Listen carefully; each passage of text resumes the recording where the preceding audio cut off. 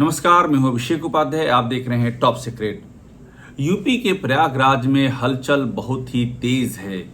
ये हलचल अतीक अहमद से जुड़ी हुई है। हलचल इस मामले में तेज है कि अतीक अहमद के परिवार से जुड़ी हुई 3 लेडीज ऐसी हैं जिनके बारे में कहा जा रहा है कि उनकी वापसी हो सकती है, वे लौट सकती हैं। ये तीनों ही महिलाएं अतीक और अशरफ की हत्या के बाद से ही फरार चल रही हैं और ऐसा कहा जा रहा है कि अगर वो लौटती हैं तो अतीक अहमद के एम्पायर से जुड़े हुए कई चौंकाने वाले राज और कई सफेद पोश भी बेनकाब हो सकते हैं। मैं आपको बताता हूं कि इन चर्चाओं को बल कैसे मिला है। इन चर्चाओं को बल मिला है अशरफ यानी कि अतीक अहमद के छोटे भाई अशरफ की बेगम जैनब की एक अर्जी से। जैनब ने इलाहाबाद हाईकोर्ट में एक याचिका लगाई और कुर्की, क्योंकि जैनब की जो प्रॉपर्टीज है उनकी कुर्की हो चुकी है और जैनब के खिलाफ गैर जमानती वारंट है। इन दोनों के खिलाफ जैनब ने इलाहाबाद हाईकोर्ट में अर्जी लगाई है और ऐसे में ये चर्चाएं प्रबल हो गई हैं कि 2 साल बाद और 2 साल तक अंडरग्राउंड रहने के बाद आखिर जैनब ने ये अर्जी क्यों लगाई है, इसके पीछे कहानी क्या है, इसका अतीक की बेगम शाइस्ता से कनेक्शन क्या है। क्योंकि शाइस्ता भी करीब 2 साल से गायब है। पुलिस तलाश रही है लेकिन कोई भी अभी तक शाइस्ता का पक्का ठिकाना पुलिस की जानकारी में नहीं आया है। इसी तरह से आयशा नूरी जो कि अतीक अहमद की बहन है वो भी पुलिस की पकड़ से दूर है। ये तीनों ही महिलाएं वांटेड हैं। इन तीनों की पुलिस तलाश कर रही है। आयशा नूरी पर और जैनब पर 25-25 हजार का इनाम है, जबकि अतीक की बेगम शाइस्ता पर 50 हजार का इनाम है। बड़ी बात यह है कि असद की हत्या हो जाती है। असद यानी कि अतीक का वो बेटा जिस पर उमेश पाल की हत्या का इल्जाम था। असद का इनकाउंटर हो जाता है 13 अप्रैल 2023 को।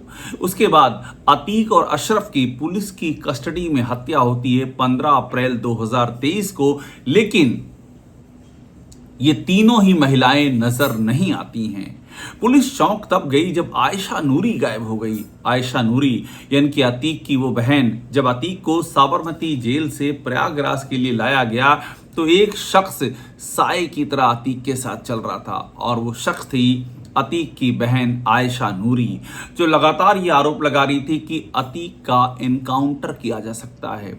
अतीक को लाया गया था साबरमती जेल से और अशरफ को लाया गया था बरेली जेल से। इन दोनों को लाया गया था 24 फरवरी 2023 को हुई उमेश पाल की हत्या की तफ्तीश के सिलसिले में प्रयागराज लाया गया था।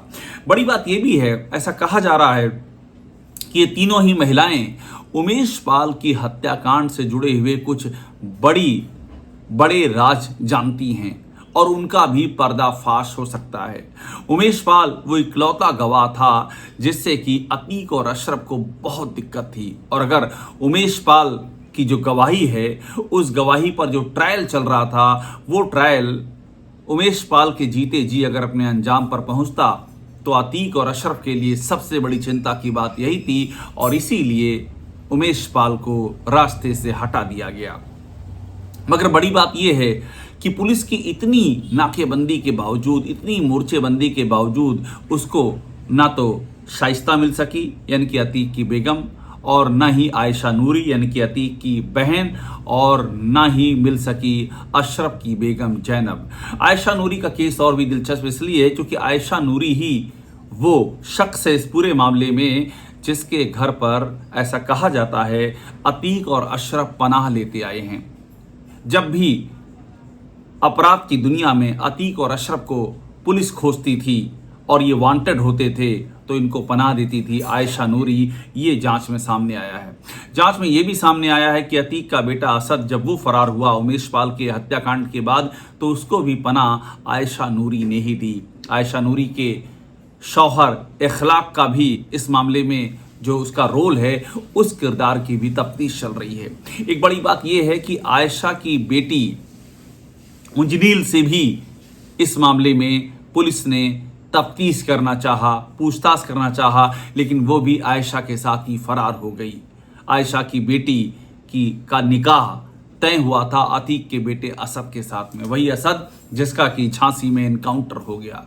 तो असद की शादी अपनी फूफी यानी कि आयशा की बेटी से होनी थी, लेकिन एकाएक सब के सब फरार हो गए और यहीं से ये रहस्य गहरा गया कि अतीक के हत्या के बाद, अशरफ की हत्या के बाद ये तीन की तीन लेडीज जहां गायब हो गई हैं। ये भी कहा जा रहा है कि अतीक का जो पूरा आर्थिक साम्राज्य है उसकी कुंजी इन्हीं तीनों के पास है और ये तीनों उस आर्थिक साम्राज्य को आज भी चला रही हैं।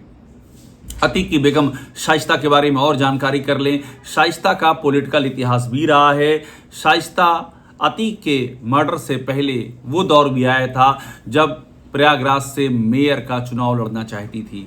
शाइस्ता बसपा में शामिल हो चुकी थी। उसको बसपा में शामिल इसी बात के लिए किया गया था कि मेयर के चुनाव में उसे उम्मीदवार बनाया जाएगा। बाद में एक सनसनीखेज आरोप लगा करके शाइस्ता ने सनसनी मचा दी। उसने कहा कि प्रयागराज के रहने वाले नंद गोपाल गुप्ता नंदी, जो कि योगी कैबिनेट में मंत्री भी हैं, उनकी पत्नी अभिलाषा नंदी को अतीक अहमद की ओर से 5 करोड़ रुपए दिए गए थे और ये 5 करोड़ रुपए वो नहीं लौटा रहे हैं। इसी बात से इस बात का अंदाजा हुआ कि शाइस्ता को हर एक बात की जानकारी है।